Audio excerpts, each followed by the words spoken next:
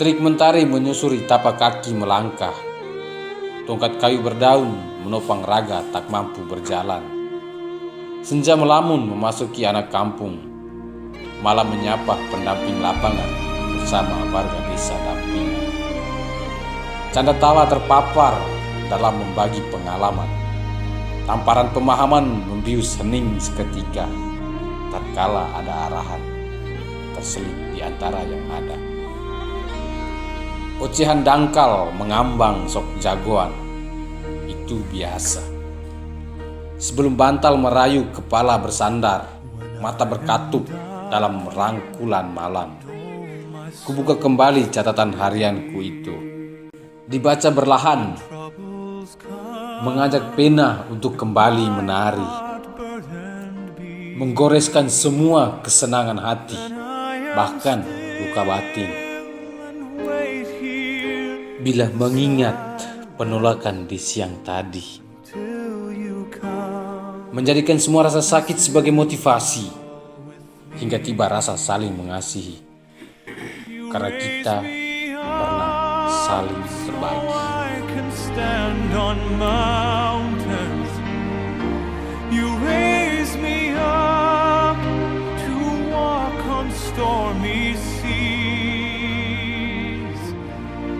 I am strong when I am on your shoulders. You raise me up to more than I can be.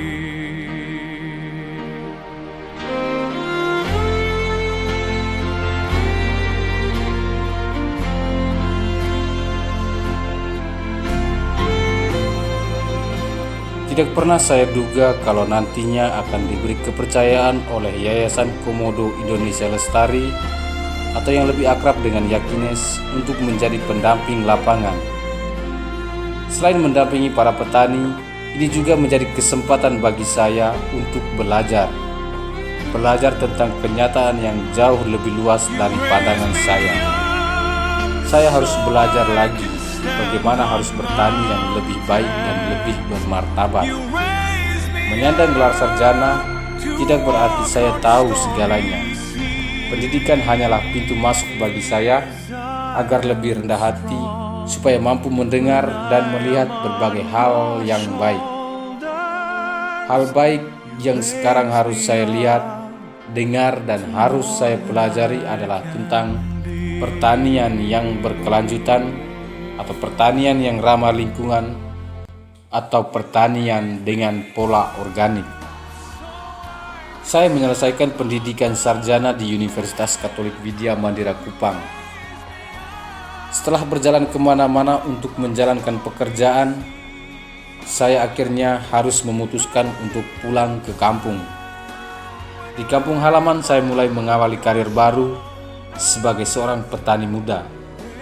Dari bertani itu, saya akhirnya diperkenalkan dengan lembaga yang sekarang menjadi tempat saya berlabuh. Nama saya Ronald Jahadun, asal dari Kampung Yuki, sudah tahu. Di sini saya mewakili lembaga Yayasan Komodo Indonesia Lestari atau yang disingkat Yakines. Dan di sini seperti yang Pak Anton bilang tadi, lembaga ini juga disponsori oleh Miserior dari Jerman. Nah, untuk kegiatan-kegiatan yang dilakukan oleh Yakines ini itu menyentuh pada masyarakat petani, khususnya di desa-desa yang mungkin jauh dari kota, yang jauh dari informasi pengetahuan. Memang sudah ini teknologi HP juga sudah sampai di sini, tapi mungkin ada pengetahuan yang belum. Dan itu yang tugas kami untuk menyampaikan kepada setiap masyarakat. Pertanian organik ini sengaja kita buat yang pertama dengan melihat kondisi terutama pupuk dan obat-obat kimia ini semakin hari semakin mahal dan semakin langka.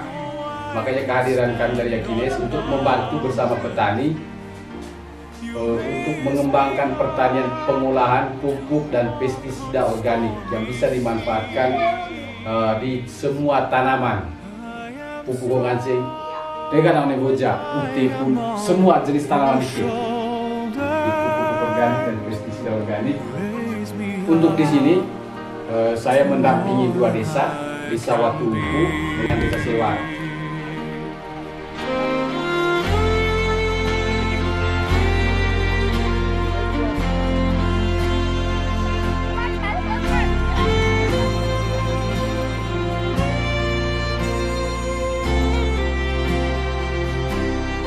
Saya belajar tentang bertani yang tidak saja untuk manusia, tetapi juga untuk bumi, yaitu bertani dengan pola organik. Saya disadarkan ternyata bertani dengan pola organik tidak saja menyehatkan, tetapi juga melestarikan. So I can stand on mountains. You raise me up. Desa yang saya dampingi tidak luput dari kepungan kemajuan ilmu pengetahuan dan teknologi. Kemajuan yang merambang masuk sampai pada pola pertanian. Pertanian di kedua desa yang saya dampingi ini telah mengganti peralatan kerja dari yang tradisional dengan peralatan kerja yang modern.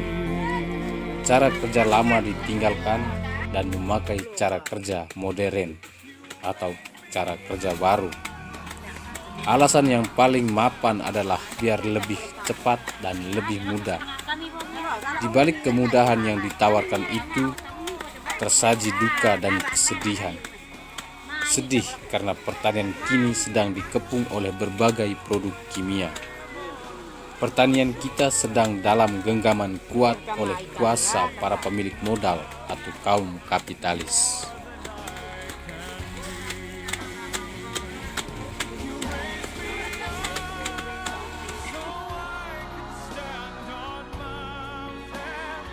Pertanian organik yang menjadi program kerja Yakines dan harus saya jalankan menjadi jalan untuk menyadarkan banyak orang, secara khusus bagi para petani.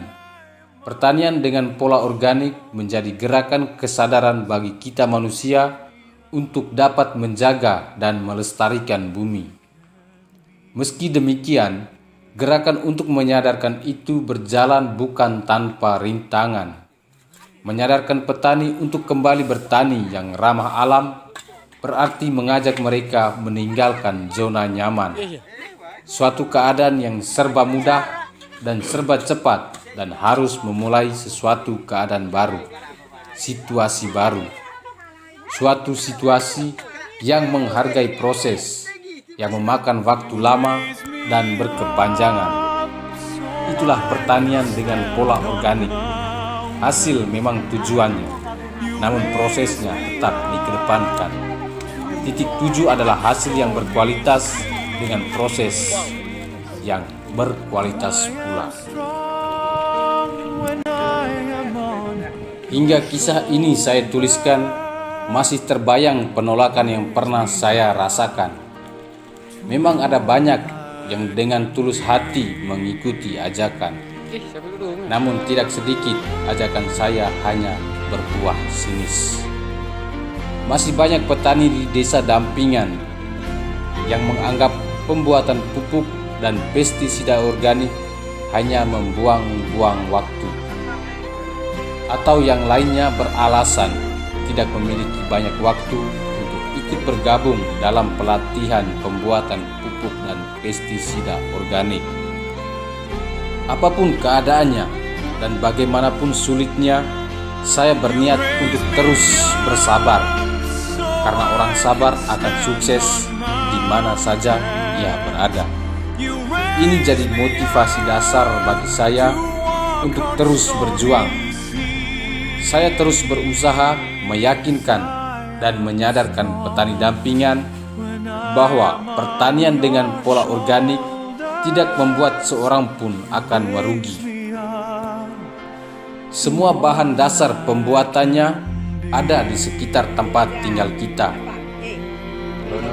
termasuk desa dampingan saya juga memiliki kelimpahan bahan dasar pembuatan pupuk dan pestisida organik.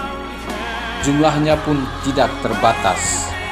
Tugas saya sekarang adalah menyadarkan sekaligus memberitahukan kepada masyarakat kalau pembuatan pupuk organik itu sebenarnya mudah dan murah. Organik itu menjadi teknologi pertanian yang berkelanjutan. Akhirnya saya sadar bahwa penolakan adalah pelengkap perjalanan di sebuah usaha. Saya berjanji untuk teruskan upaya penyadaran ini hingga petani memahami bahwa pertanian organik adalah pertanian yang menghormati bumi.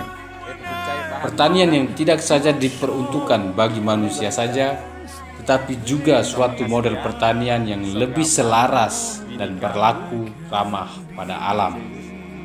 Dari sinilah saya belajar tentang kesabaran yang harus saya tanam dalam diri saya.